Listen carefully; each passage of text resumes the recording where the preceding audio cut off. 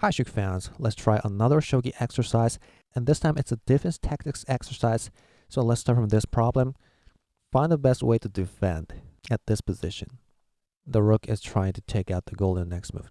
So find the best way here. 5 seconds.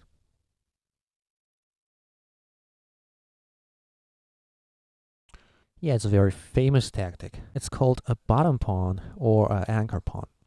Well, this is the strongest defense. The two rooks cannot penetrate this pawn.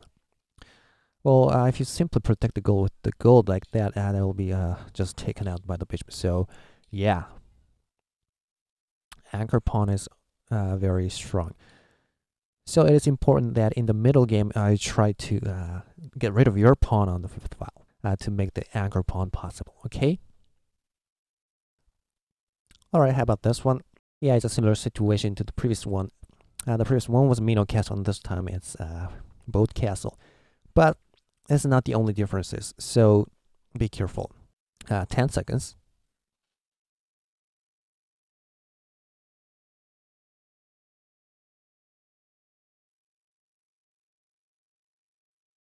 All right, you might want to play pawn drop to 5i, of course. That's a very strong bottom pawn protected by 3 pieces. But be careful, white is holding a lance in his hand. So lance drop to 5e, for example. The only weakness of an anchor pawn is that you can't defend against a lance attack. You can't block it with your pawn, and that'll be 2 pawns. So you have to protect with the lance, but yeah, pawn drop and your lance is dead. So in this kind of case, don't drop a pawn. You should drop a lance, a bottom lance, and this will be the hardest castle. Okay? All right, now let's try typical defense tactics in middle games. Okay? Your 8th file is almost being breached with this pawn promotion in the next move, and it seems you can't do anything about it. But there's a good tactic with using these 2 pawns. So what is it? 5 seconds.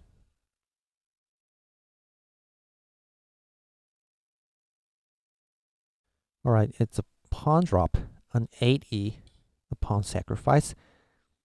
Okay, rook takes it, and then I like this. Knight to 7g, attacking the rook. Okay, rook goes back, and you can block the rook. And you can take out the pawn later. All right, how about this one? Right now, your opponent is trying to attack on the 7th file, and actually, he's also aiming at the 8th file. Let's say if you just simply take it, he takes it, and even after the pawn drop, the silver won't go back. He goes ahead, and you can't take the silver. So you just take the pawn, and he can break the 2nd file. Well, let's say if you drop a pawn, I can drop a pawn. There's nothing you can do.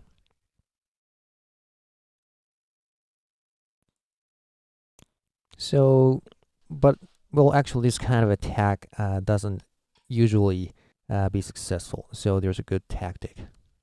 Find it. 5 seconds.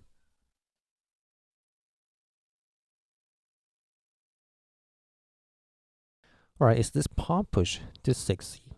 Yeah, has to take it, and you can just take this pawn. This silver is going to be dead in the next move, right? We'll make sure the king is protecting the knight at this position because let's say, well, if you drop a pawn, well, he might take it and go like that.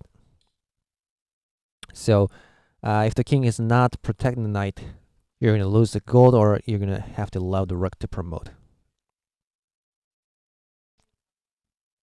All right, a similar example, but this time white has succeeded in the pawn trade on the 7th file, and he's making the climbing silver attack on the 8th file.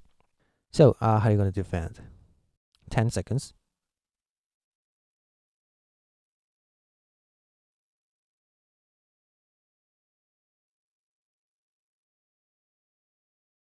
Okay, this time the difference is that you have a bishop, so actually at this position you can take this silver. Well, what's going to happen after this pawn promotion? Well, look at this pawn drop. So make sure this time the king is not here, because if the king was on 7i, this move will be a check and it doesn't work. But this time it works because he has to take it with the rook and a bishop fork. Yeah, so you can take out the permanent pawn and you win the silver, okay? All right, a similar example. Now your opponent is almost breaking your 8th file. What are you going to do? 5 seconds.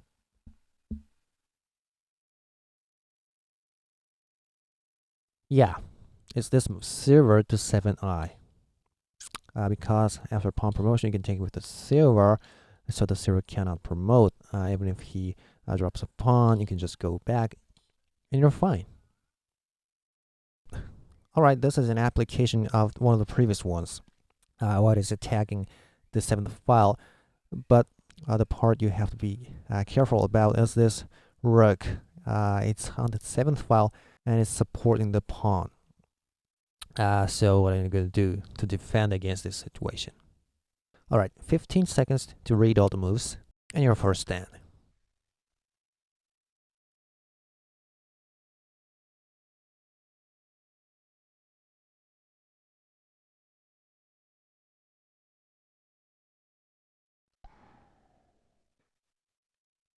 Well, once again, this pawn sack on 6e. And let's say if white takes it, what are you going to do? You take out this pawn. But the difference from the previous one is that the rook can take the pawn, so silver's okay, he can go back. But, yeah, you just drop a pawn, let the silver go back. Look at this. And the rook is dead. All right. Okay, let's check out a very basic tactic. Look at this. Your generals are forked by this bishop drop, and you're almost losing. But yeah, there's a good way to take care of this situation. All right, 10 seconds.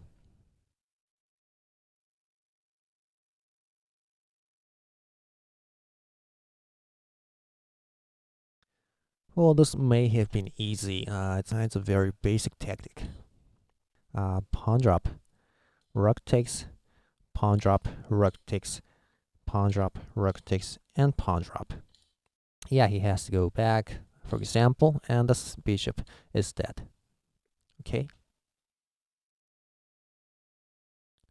Okay, now you're being attacked on the king's temple with this bishop's diagonal. The pawn is pinned, and it's a very difficult situation. Well, I mean, if you leave it this way, he'll just take this pawn, and yeah, the pawn drop, and you'll lose the silver. So find a way to deal with it. 15 seconds, and maybe you're second down.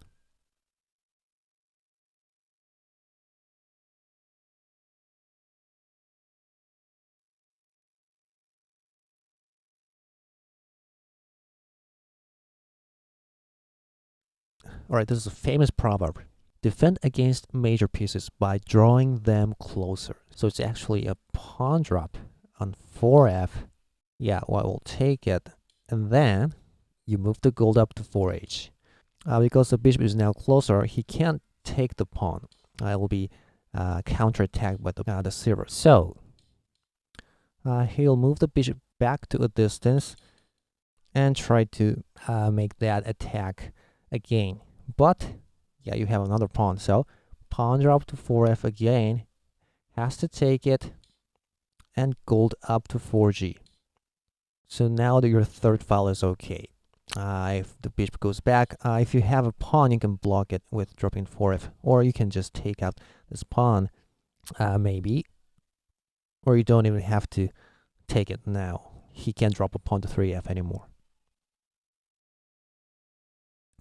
All right, this one is tricky. This situation is a threat may start from rook promotion. So what are you going to do? Okay, 10 seconds, and you're second down.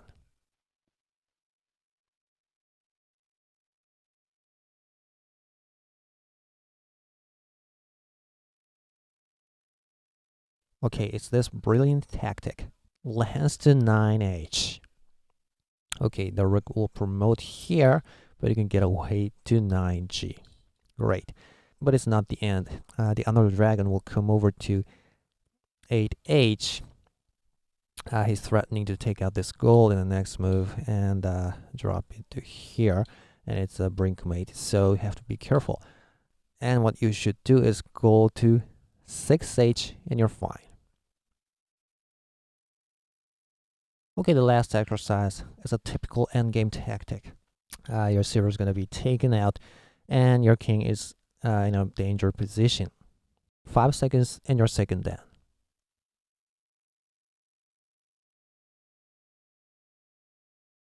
Okay, if you simply make an escaping route like that, it's not going to work. He can just take the silver, so you can't get away. The silver drop on 2h will anyway cover this square, so you can get away. So a very good tactic here is actually, instead of pawn push, silver sacrifice for I. Well, he has to take it with the promoted pawn. Then you can open this pawn and you can get away. All right, that's all for this lesson. Thanks for watching. See you next time.